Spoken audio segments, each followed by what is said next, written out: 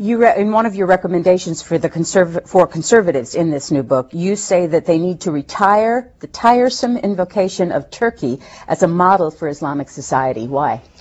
Well, there's this belief, and it's common on the right and the left, that what we need is to have a secular solution for Islam.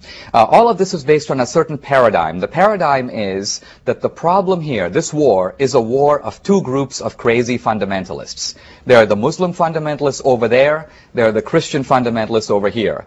These two crazy groups are fighting. What's the solution? Secularism. Secularism at home, secularism for the Muslim world. And what better model for a secular country than Turkey?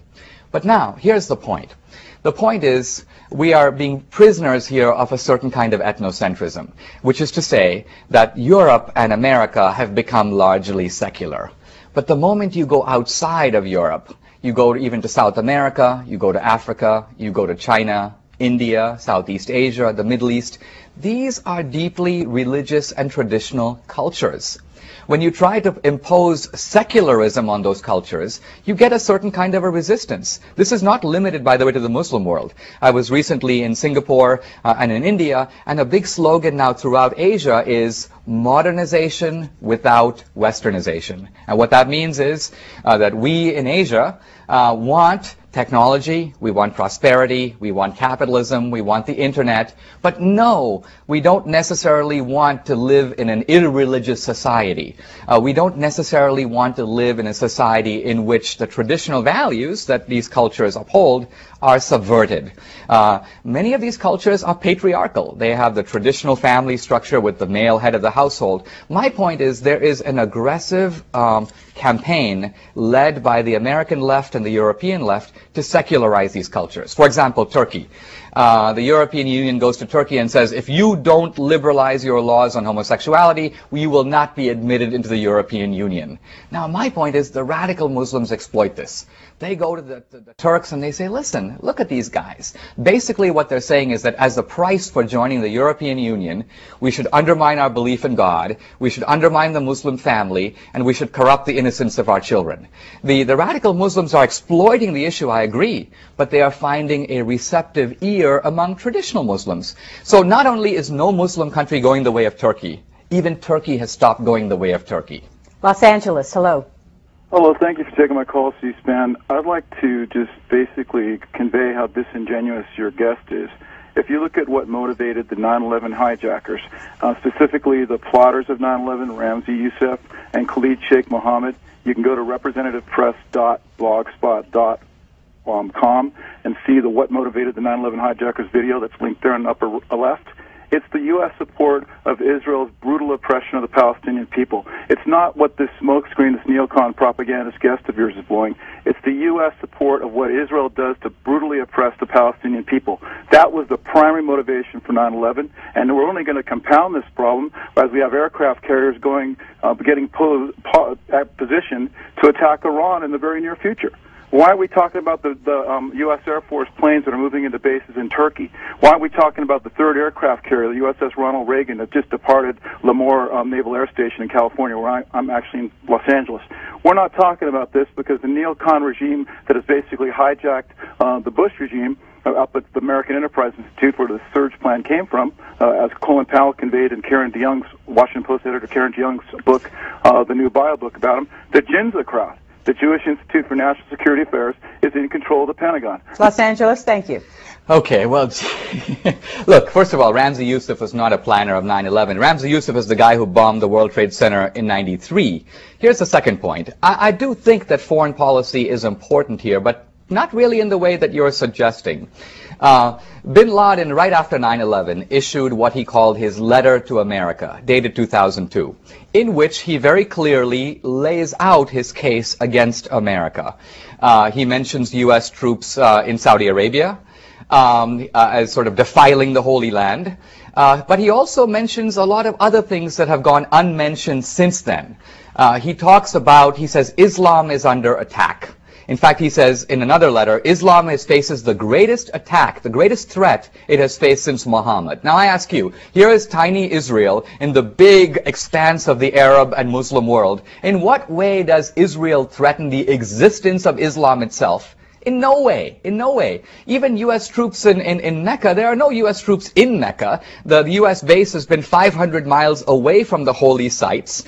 U.S. soldiers are by regulation forbidden from having any interaction with Saudi society.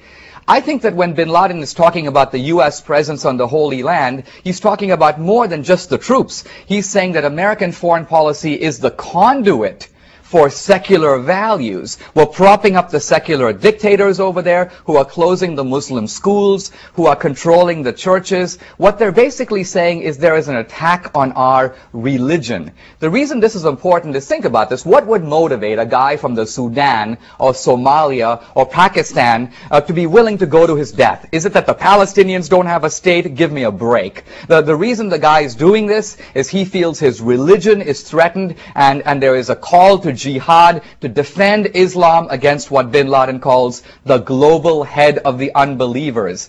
So we're missing this whole thrust of radical Islam's appeal, which is this idea that America used to be Christian, but is now pagan, and is moreover leading some kind of global effort. Bin Laden calls us the head of the snake, trying to ultimately infiltrate the Muslim world and destroy Muslim values. That is what is rallying ordinary Muslims to fight against us. Hello? You're on the air, sir. Yeah, you say the Islamic terrorists started to hate America in 1979 when the Carter administration refused to help the Shah put down protesters. But in actuality, Muslims began hating us when the American CIA, with the blessing of President Eisenhower, overthrew the democratically elected government of Iran in 1953. Now, how do you square that? Well, first of all, I think you're referring to the CIA coup to overthrow Mohammad Mossadegh, who was the Prime Minister of Iran. But first of all, Mossadegh was not elected by anybody. He was not democratically elected at all. He was appointed by the Majlis, the Iranian parliament, and his appointment was secured by the Shah, who was already in power. The moment that Mossadegh got to power, he declared, in a sense, his goal as socialism, and he entered into a power struggle with the Shah. He dissolved the parliament that had put him into place. He suspended civil liberties, and he was on his way to becoming a dictator. The CIA then orchestrated an effort to overthrow Mossadegh and put the Shah back in power. I went back and looked at this incident very carefully. In fact, I was reading the collected sermons of Khomeini, a very interesting document going back to the 1940s. Khomeini preached 2 sermons, actually thanking Allah that Mossadegh had been deposed. And if you think about it, the reason is obvious. It's that Khomeini was a religious guy and Mossadegh was a secular socialist. So from the radical Muslims' point of view, they were very happy to get rid of Mossadegh, and the idea that that is the root of radical Islam today is completely preposterous. Where do you read those sermons? Well, I was sitting out, my wife comes, what are you reading? I'm like, the collected sermons of Khomeini. Well, see, there's a book called Islam and Revolution, published by a fairly obscure press, but it is a wonderfully informative document because it has Khomeini's sermons going back over a period of 40 years.